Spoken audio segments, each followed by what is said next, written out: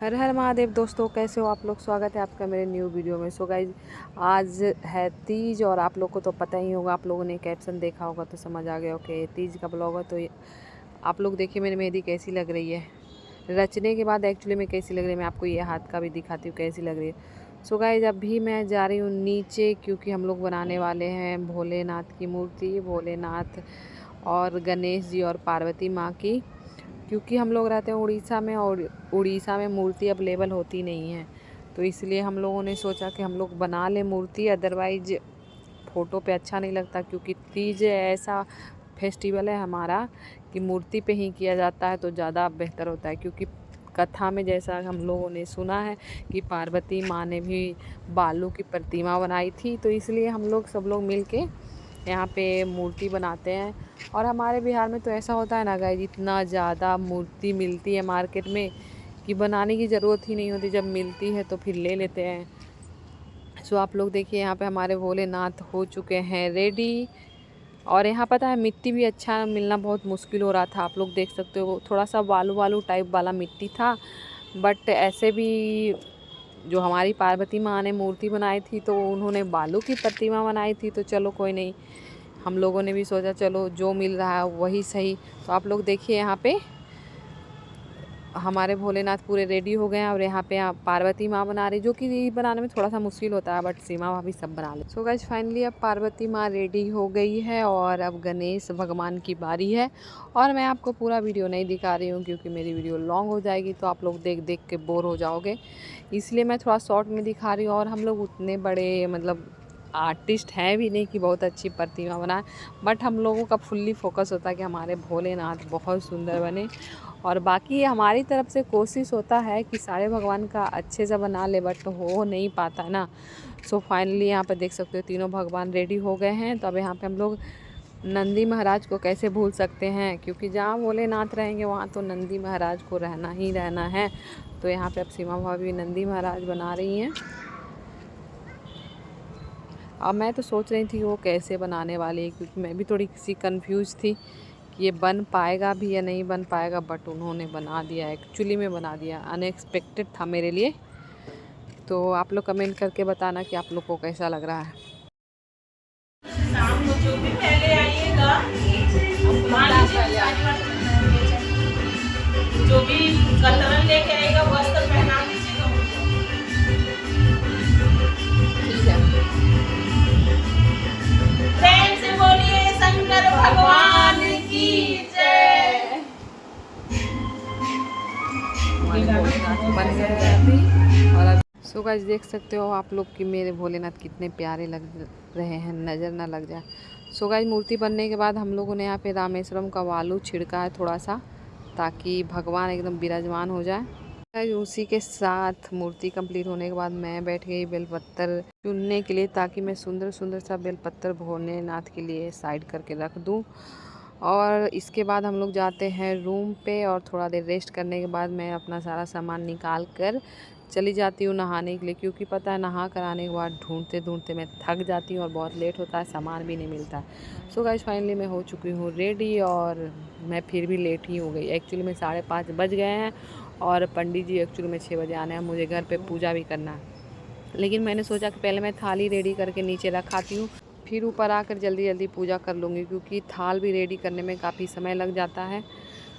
So guys, finally मेरा पूजा ख़त्म हो गया और मैं नीचे गई हूँ, तो देखिए हमारे भोलेनाथ का मंडप कितना सुंदर लग रहा है।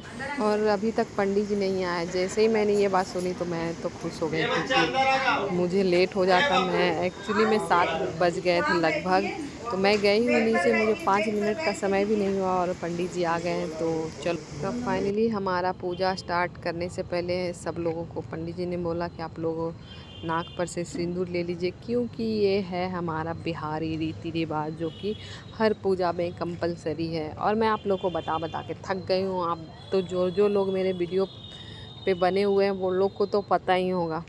सो फाइनली मैं सिंदूर लगवा रही हूँ, देन हमारा पूजा स्टार्ट होगा। सो गाइस, हम लोगों ने जैसे ही सिंदूर लगाना स्टार्ट किया तो पंडित जी बोलते हैं कि आप लोग को ये सब पहले करके रखना चाहिए था, क्योंकि पंडित जी को कहीं और भी जाना है पूजा कराने के लिए, और तभी पंडित जी पूजा स्टार्ट करते हैं। और छिड़ना जल लेकर के 3 बार छिड़किए ऊपर।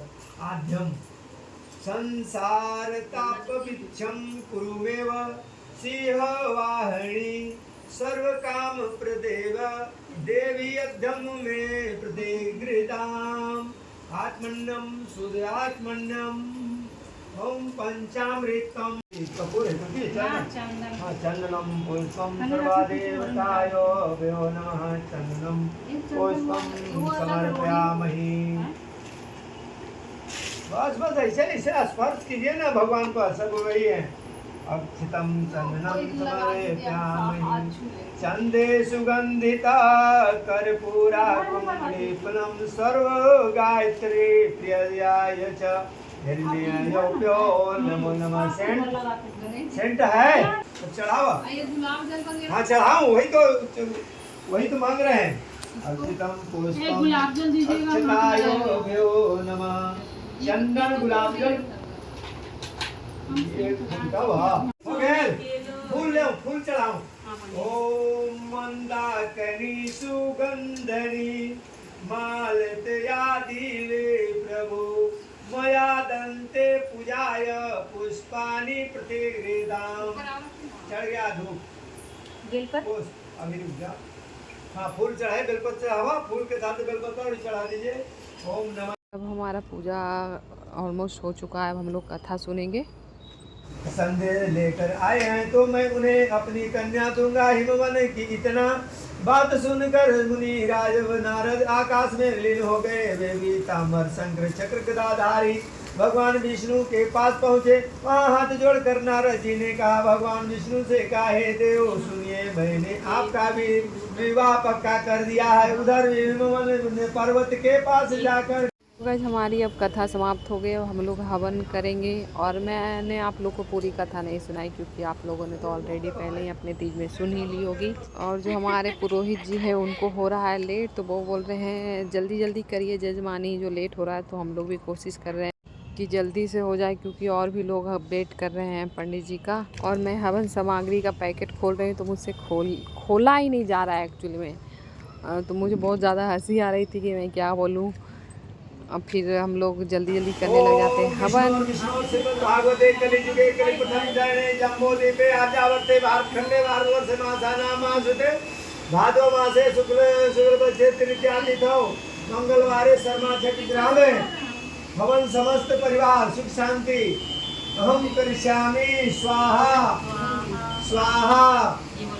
ओम भूर्भुवः स्वः तत्सवितुर्वरेण्यं भर्गो देवस्य धीमहि धियो यो नः प्रचोदयात् स्वाहा। डालिए स्वाहा स्वाहा स्वाहा स्वाहा स्वाहा स्वाहा। ओम जयंती मंगला काली भद्रे काली कपालिनी दुर्गे क्षमाकर स्वाहा। ओम वनस्पति सुधूतो गंधाय सुमनोहरमाग्रे सर्वदेवानां धूपं प्रतिगीतां नमः स्वाहा स्वाहा। ओम नारायणाय नमः तत्तं समर्पयामि सर्वदेवताय नमः स्वाहा स्वाहा। ओम माहिपुराय नमः ईश्वराय। अब हमारा हवन समाप्त हो गया और हम लोग आरती के लिए थाल रेडी कर रहे हैं ताकि आरती करें, क्योंकि यहाँ पे तो हमें 3 आरती करनी पड़ेगी तो थोड़ा सा समय लगेगा। यहाँ पे हमारी आरतियाँ होने वाली है स्टार्ट। सदा वसंतम हृदयारविंदे भवं भवानी सहितं नमामि। त्वमेव माता च पिता त्वमेव बन्धु च सखा त्वमेव विद्याधरं त्वमेव सर्वं त्वं देव देव। घर जन्मी सखियन संग राता जय पार्वती माता सुबनि शुभ विदाता स्वर्ग सुखी निज रहता सुख। स्वामी जय शिव ओंकारा ब्रह्मा विष्णु सदा शिव ब्रह्मा विष्णु सदा शिव अर्धांगी धारा। ओम जय शिव ओंकारा एकानन चतुरानन चतुर्भुज स्वामी दस भुज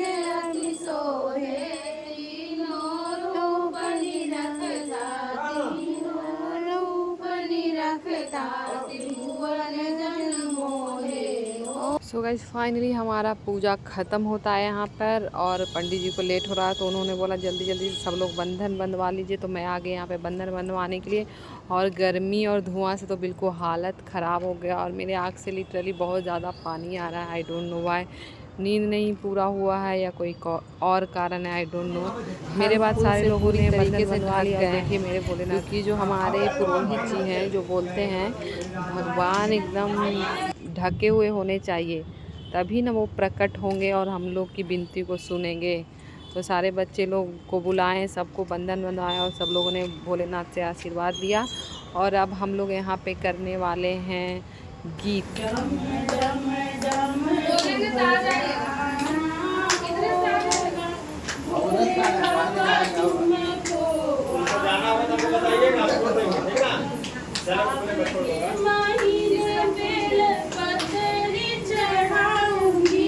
सावन के महीने बेल पतरी चढ़ाऊंगी, भोले बाबा तुमको गंगा जल से नहलाऊंगी, भोले बाबा तुमको गंगा जल से नहलाऊंगी, भक्तों के दुख को मिटाना होगा, भोले बाबा तुमको आना होगा, भक्तों के दुख को मिटाना होगा, भोले बाबा तुमको आना।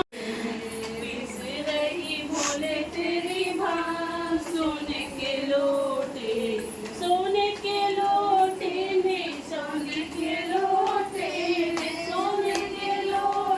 में, सोने के लोटे में, पिस रही भोले तेरी भांग, सोने के लोटे में, भोले तेरी भांग पीने गणपति जी भी आए। माता तीसरी अरजिया सुनो मेरी माता, मेरे ससुर नहरवा मर रहे, मेरे ससुर नहरवा मर रहे, दुर्गे महारानी नमो नमः, दुर्गा महारानी। तो गाइस फाइनली हम लोगों ने पंचकर्मा और गीत सारा कुछ कर लिया है, और यहाँ पे अब हम लोग थोड़ा बैठ के रेस्ट करते हैं, लेकिन यहाँ पे रेस्ट करना संभव नहीं है क्योंकि इतना ज़्यादा धुआं लग रहा है, आँख में बहुत ज़्यादा ही जलन हो रहा है एकदम। मुझे तो बिल्कुल बर्दाश्त नहीं हो रहा है, बर्दाश्त हो या ना हो बैठना था। फिर बहुत देर बैठने के बाद मैं आ गई ऊपर, क्योंकि बहुत सारे लोग ना जगरना करते हैं बट मुझसे नहीं हो पाता। सो फाइनली मैं सो गई, और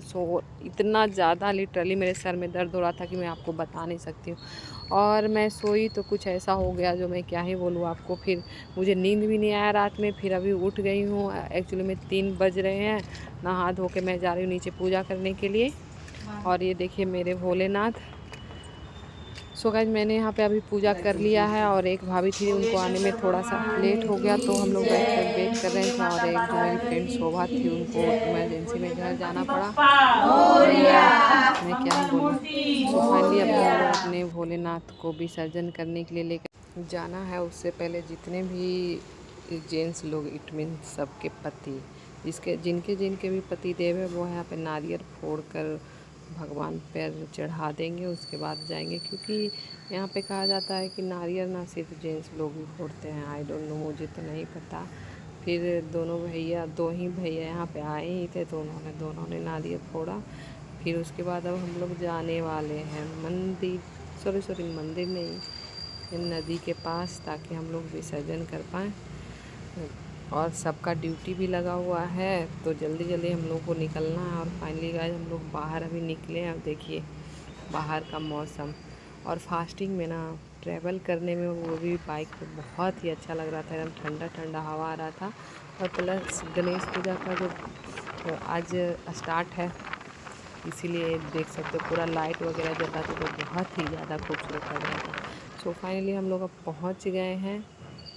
और गाइस यहाँ पानी का लेवल तो बहुत ही ज़्यादा ऊपर आ गया। आप लोग देखो, ये जो बना हुआ है सीढ़ी, इससे कितना ज़्यादा नीचे पानी रहता था, लेकिन काफ़ी ज़्यादा सीढ़ी पे पानी आ चुका है। तो हम लोगों ने यहीं से विसर्जन किया मेरे भोलेनाथ को, कि अगले साल जल्दी से लेकर आएंगे। और उसके बाद अब जाऊंगी जल्दी जल्दी घर, क्योंकि बहुत ज़्यादा तेज़ प्यास लगा हुआ। और अब कुछ भैया लोगों को ड्यूटी भी लगा हुआ है, तो उन लोग को जल्दी जल्दी खाना बना के उन लोग को ड्यूटी भेजना है। सो गाइस, कैसा लगा आप लोग को मेरा ब्लॉग? अगर आप लोग को मेरा ब्लॉग वीडियो अच्छा लगा तो ज़्यादा से ज़्यादा लाइक करिएगा, शेयर करिएगा। जो लोग मेरे चैनल पर नए हो सब्सक्राइब करिएगा।